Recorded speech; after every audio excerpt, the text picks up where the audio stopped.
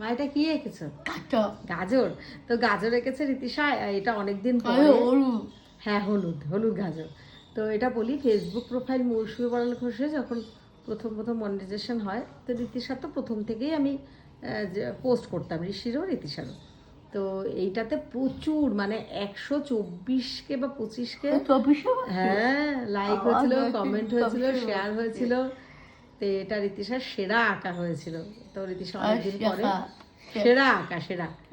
তো এটাতে আঁকা ছিল, ও দেখে দেখে আঁকছে। আর ওই যে বারবারই একই শেয়ার করে যে ঋষি ট্রেনে পড়ে, তাই জন্য ঋষি আসছে না, ঋষি এঁকে দেয়, ওকে নিয়ে আঁকায়, তারপরে রং করে। পড়া, হ্যাঁ ঋষির এখন পড়া।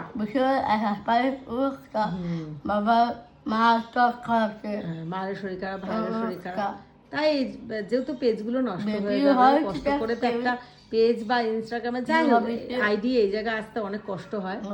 তাই জন্য একটু এগুলোকে বাঁচিয়ে রাখা, এটা বাঁচিয়ে রাখলে আপনারা খুশি হচ্ছে, রীতিশার অনেক ভালো ভালো ভিডিও দেখতে পাচ্ছেন। তো এটাই আর কি। তো কেমন হয়েছে সবাই জানিও, ভালো লাগলে কি করতে হবে মা? লাইক কমেন্ট শেয়ার করে দিতে হবে। টাটা।